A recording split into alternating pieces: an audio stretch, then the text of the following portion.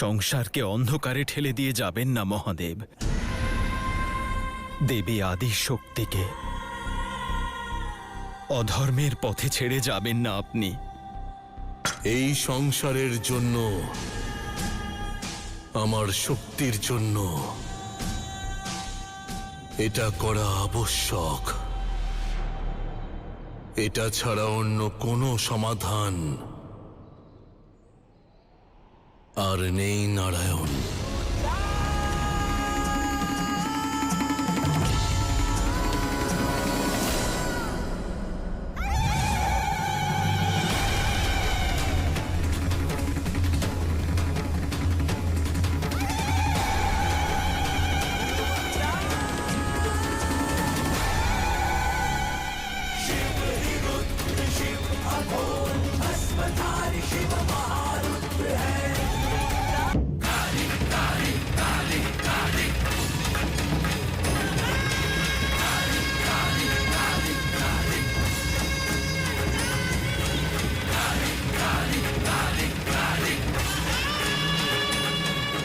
মাতা,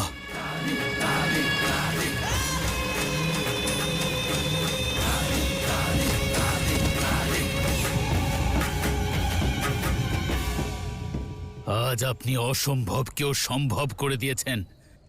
শিবের কৈলাসে আধিপত্য স্থাপন করে ফেলেছেন।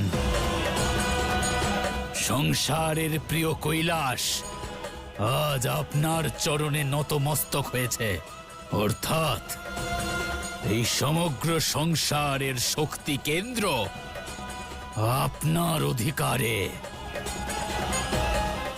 মাতা, আজ আপনি এটা প্রমাণ করেছেন যে আপনি কেবল আদি শক্তি নন, সর্বশক্তিমান আপনি।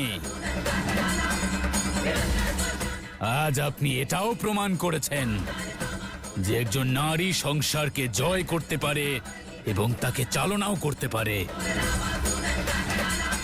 জয় মা কালী, জয় মা কালী, জয় মা কালী, জয় মা কালী, জয় মা কালী, জয় মা শক্তি, জয় মা শক্তি, জয় মা শক্তি। বন্ধ করো এই উৎসব।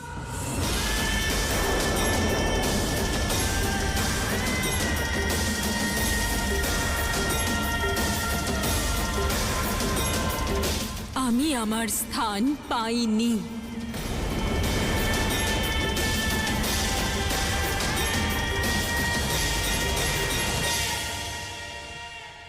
বরং শিব আমার স্থান নিজের দৃষ্টিতে দেখিয়ে দিয়েছেন। এটা প্রমাণ করেছেন যে জগৎ জননী হওয়া সত্ত্বেও, আদি শক্তি হওয়া সত্ত্বেও আসলে আমি কেবল এক নারী। কৈলাস শুধুমাত্র এক পর্বত নয়, বরং ভালোবাসা আর সমর্পণের প্রতীক। আর শিব সেই ভালোবাসার প্রতীককেই কেবল পুরুষের অহংকারের বিজয় চিহ্ন বানিয়ে দিয়েছেন। মহাদেবের অহংকার এতই বড় হয়ে গেছে যে কালী তার ঊর্ধ্বে উঠতে পারেনি।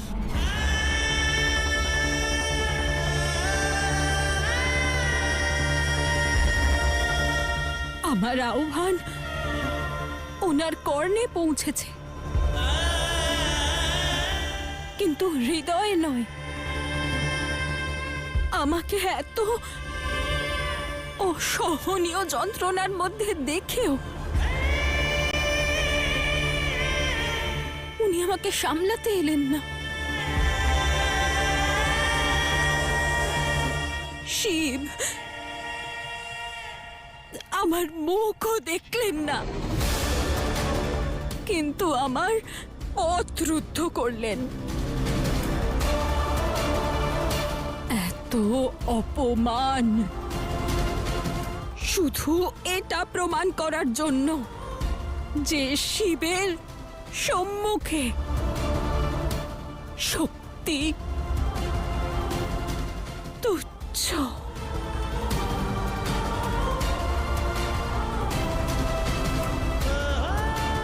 যে শিব শক্তিকে কোনোদিনও সমানতার অধিকার দেবেন না।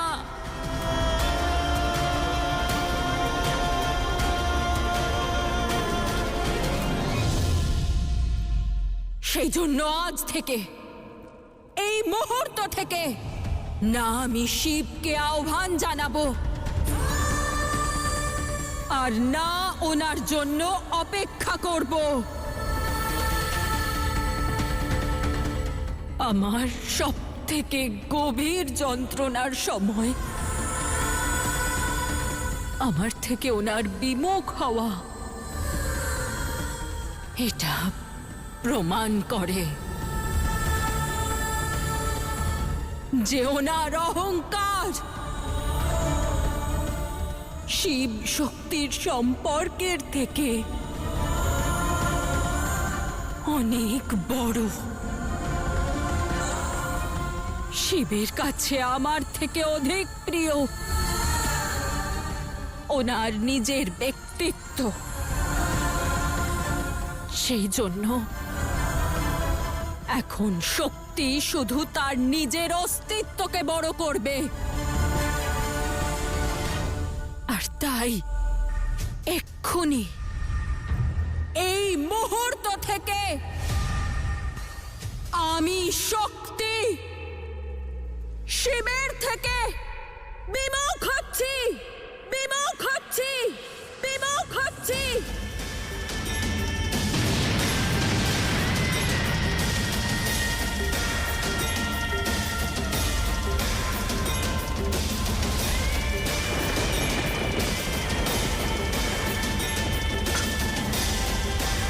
এই মুহূর্ত থেকে আমি আমার পথ নিজেই নিশ্চিত করব।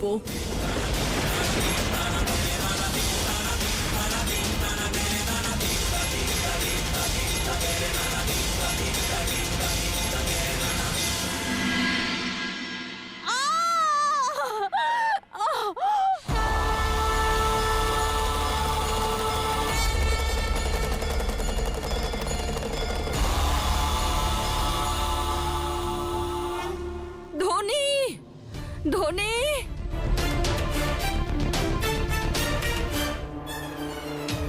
ধনী,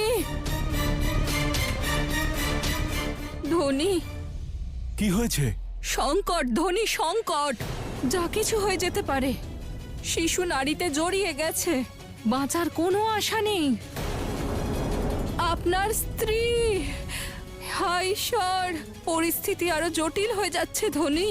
ওদের প্রাণের ঝুঁকি বাড়ছে, যা কিছু হয়ে যেতে পারে। আপনি আপনার কাজ করুন দাইমা, বাকিটা আমার মহাদেবের উপর ছেড়ে দিন।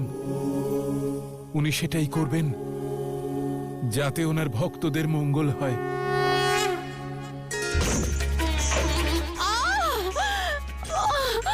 ধৈর্য ধরো, সব ঠিক হবে। ভগবানকে স্মরণ করো, ফল পাবেই। মহাদেব, এই গ্রামের প্রধান হলেও সারা জীবন আপনার চরণের দাস। আপনার উপাসনা করেছি, কখনো কিচ্ছু চাইনি, ভক্তির কোনো প্রতিদানও আশা করিনি। সর্বদা আপনার নাম জপ করেছি, সদা আপনার ভক্তির পথে চলেছি। আপনার মৌনতা থেকে প্রেরণা পেয়েছি।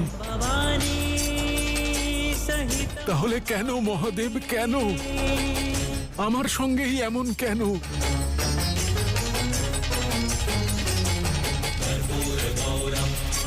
আজ আমার স্ত্রী,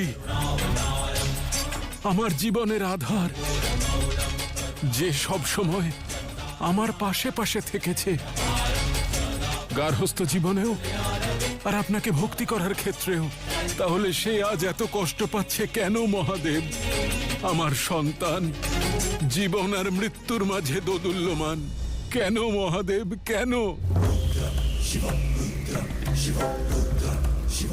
ভাগ্যে কি লেখা আছে জানি না, এটা শুভ না অশুভ জানি না, কর্মের ফল নাকি নিয়তির লিখন তাও জানি না।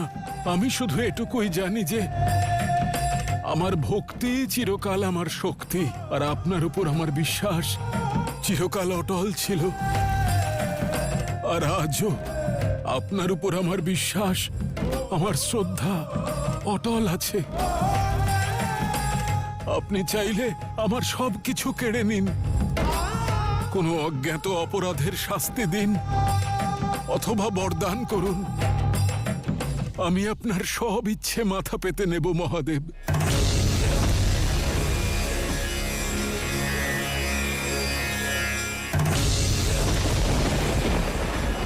শিব শক্তি হলো তারা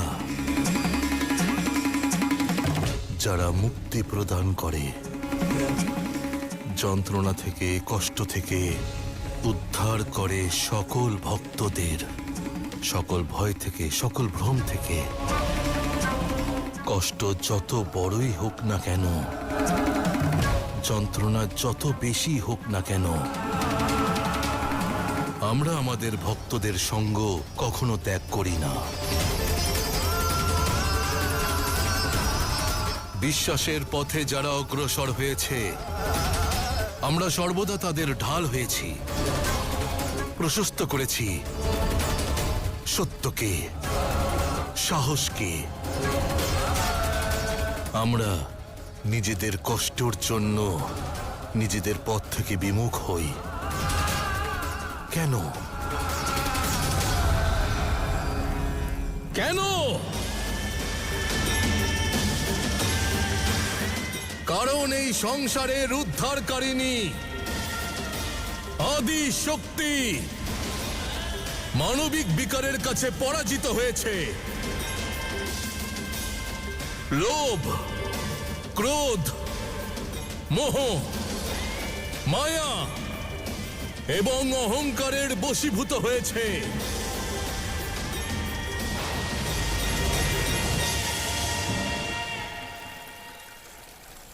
কিন্তু আদি শক্তি এমনটা করতে পারেন না।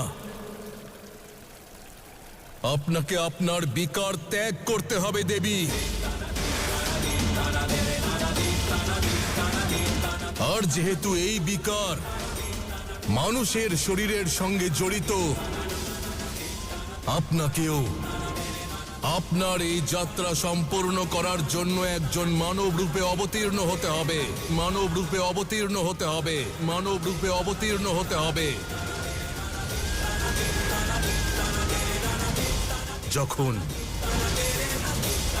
আপনি আপনার বিকারের ঊর্ধ্বে উঠবেন, আদি শক্তির অস্তিত্ব এবং ওনার উদ্দেশ্য বুঝতে পারবেন, তখন পুনরায় মিলিত হবে শিব শক্তি, শিব শক্তি, শিব শক্তি।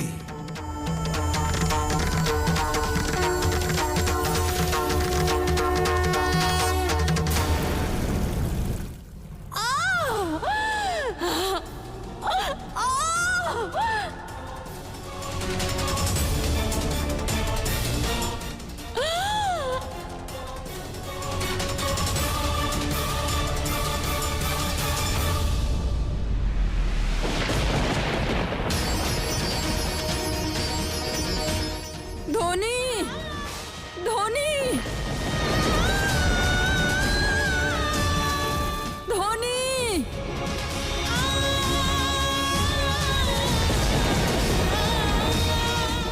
ধনী, ক্ষমা ক্ষমা করে দিন আমাকে। আমি আপনার স্ত্রী আর হবু সন্তানকে বাঁচাতে পারলাম না।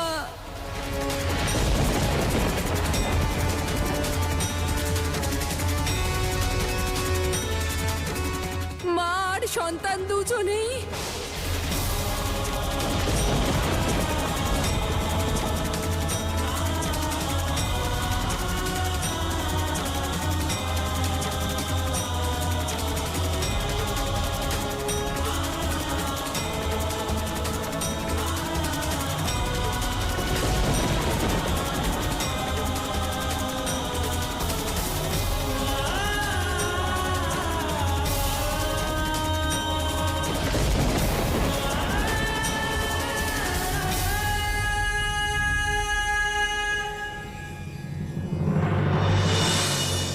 সারা জীবন আপনি শিবকে সমর্পণ করলেন, আর এর পরিবর্তে আপনি কি পেলেন? কি দিয়েছে শিব? শুধু কাহিনী ছাড়া? অসুর মাতার গর্ভে মৃত সন্তানদের জীবন দান করেছেন মহাদেব। গণেশের ছিন্ন মস্তক জুড়ে দিয়ে জীবন দান করেছেন মহাদেব। এসবই কাহিনী, আমাদের কথা উনি ভাবেন না। এর থেকে ভালো হতো আমরা যদি মল্ল আর মণিকে পুজো করতাম। মল্ল আর মণি স্বতন্ত্রভাবে মা আর সন্তানকে রক্ষা করতেন। মহাদেবের যুগ গত হয়েছে। শক্তি দূরে চলে যাওয়ার পরে ওনার মধ্যে আর কোনো শক্তি অবশিষ্ট নেই। এখন শুধু মল্ল আর মনির নামই জপ করা উচিত আমাদের। হ্যাঁ, তাই করা উচিত।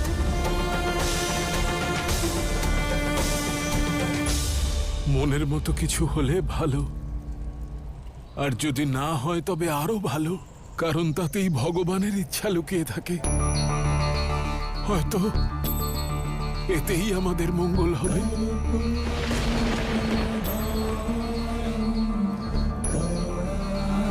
আমার পরিবারকে আজ যদি আমি হারাই, তাহলে সেটাও নিশ্চয়ই মহাদেবেরই ইচ্ছা।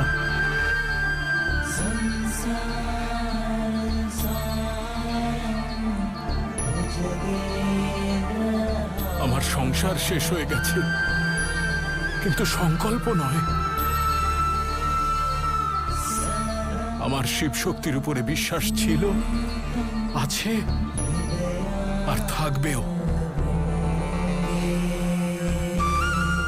আমার মহাদেব কখনো আমার অমঙ্গল চাইবেন না। আমি না কখনো ওনার উপর বিশ্বাস হারাবো, আর না আশা ছাড়ব। হর হর মহাদেব, হর হর মহাদেব। পিতা, থামুন পিতা। তুমি থামো পিতা, থামো। তুমি যেও না পিতা। আমরা আপনাদেরকে এভাবে আলাদা হতে দেখতে পারবো না। কার্তিক, গণেশ, বিধির বিধানে বাধা দিও না। সরে যাও আমার পথ থেকে।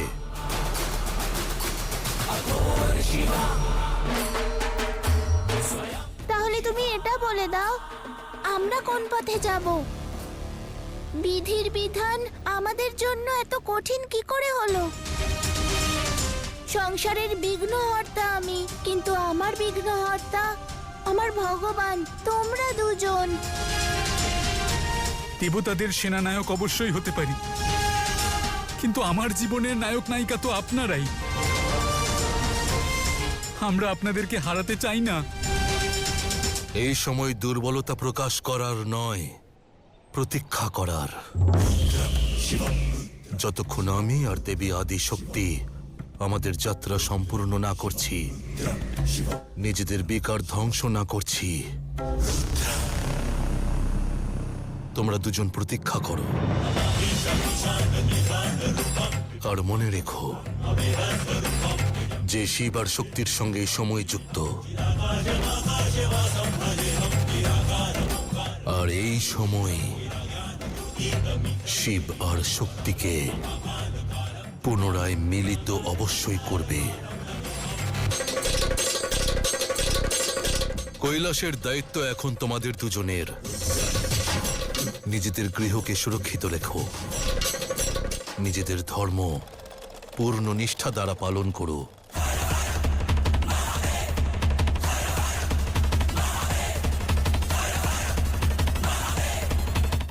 আয়ুষ্মান ভব।